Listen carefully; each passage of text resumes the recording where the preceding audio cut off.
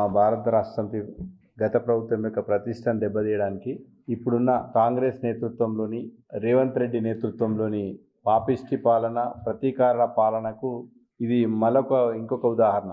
ఈ ఫార్ములా ఈ రేస్ అనేది ఏంటంటే జనరల్గా ఫెడరేషన్ ఆఫ్ ఇంటర్నేషనల్ ఆటోమొబైల్ సంస్థ ఈ ఫార్ములా ఈ రేస్ని ఎందుకు నిర్వహిస్తుందంటే ప్రపంచవ్యాప్తంగా ఈ ఎలక్ట్రిక్ యుగాన్ని బాగా అందుబాటులోకి తీసుకొచ్చి జీరో కార్బన్ ఎమిషన్ అంటే కర్బన ఉద్గారాలను తగ్గించి తద్వారా పర్యావరణ పరిరక్షణ ఈ ప్రకృతిని కాపాడి ఈ కర్బన ఉద్గారాలను తగ్గించి ఈ ఎలక్ట్రిక్ వెహికల్స్ను ఎలక్ట్రిక్ యుగాన్ని ప్రమోట్ చేయడం కోసమే ఈ ఫార్ములా ఈ రేసు జరుగుతుంది. 2013 నుంచి వివిధ దేశాల్లో ఇట్లాంటి చాలా ప్రపంచంలోని చాలా దేశాల్లో అంటే ఇది Germany, Indonesia, United states, Italy, UK ఇట్లాంటి ప్రాంతాల్లో అంటే పర్యావరణ పరిరక్షణ మీద ఈ భారతదేశంలో ఇట్లాంటి చాలా దేశాలలో వివిధ తేదీలలో ఈ ఫార్ములా ఈప్రిక్స్ ఎలక్ట్రిక్ వాహనాలను ప్రమోట్ చేయాలి. తద్వారా ఇక్కడ పర్యావరణ పరిరక్షణ పట్ల ఒక మంచి అవగాహన కల్పించే ఉద్దేశంతో చేసిండ్రు. భారతదేశంలో ఒక నగరంలో ఫార్ములా ఈ రేస్ జరిగిందంటే అది హైదరాబాదే. ఆ హైదరాబాద్ కూడా ఆ నిర్వహించే సంస్థ ఆషామాషిగా రాలేదు. మనం ఇక్కడ గ్రీన్ కవర్ను పెంచి కొన్ని కోట్లాది మొక్కలు పెంచడం అంటే జీవించడానికి చాలా అనువైన సిటీగా మన హైదరాబాద్ ఉండడం వల్ల ఈ ఫార్ములా ఈ రేసు నిర్వహణ సంస్థ దృష్టిని మన హైదరాబాద్ ఆకర్షించింది.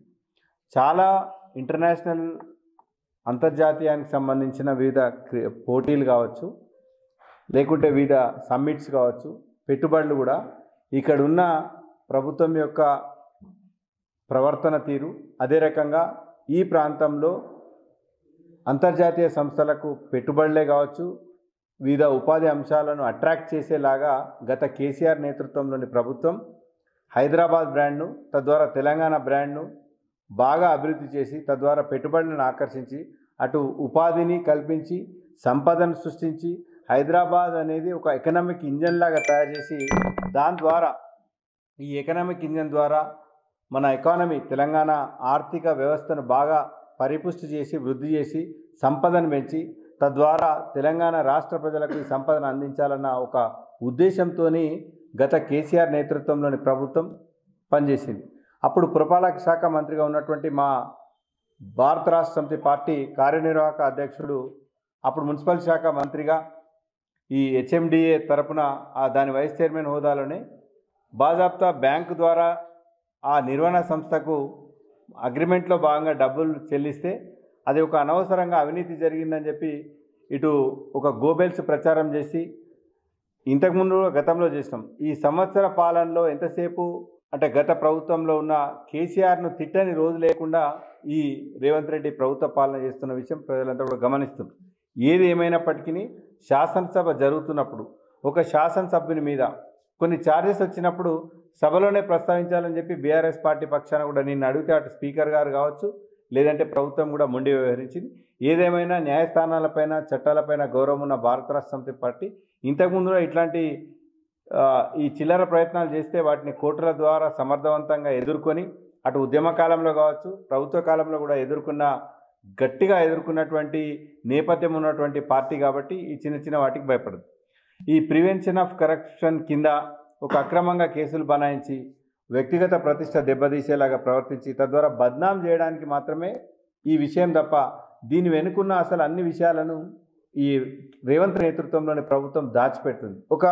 ఈ FIA federation of international automobile సంస్థ, అదే రకంగా ఈ యూనిఏస్ అనే సంస్థ, అదే రకంగా తెలంగాణ ప్రభుత్వం మధ్య జరిగిన ట్రైపార్టీ అగ్రిమెంట్లో మధ్యలో ఒక స్పాన్సర్షిప్ సంస్థ వస్తే ఈ రేసు ఆగద్దని చెప్పి ఇట్లాంటి ఫార్ములా ఈ రేసు 55 కోట్ల రూపాయలు సుమారు చెల్లించిందనే విషయం ఏదైతే ప్రభుత్వం అభియోగం చేస్తుందో దాని ద్వారా తెలంగాణ ఎకానమీకి ఒక నీల్సన్ అనే సంస్థ సర్వే చేసి 700 కోట్ల రూపాయల లబ్ధి ఈ తెలంగాణ ఎకానమీకి ఈ ఆర్థిక వ్యవస్థకు బాగా లబ్ధి చేకూరిందని చెప్పి కూడా అగ్రిమెంట్ కుదిరినాక దురదృష్టవశాత్తు ప్రభుత్వం మారితే ప్రభుత్వం అనేది ఒక కంటిన్యూస్ ప్రాసెస్.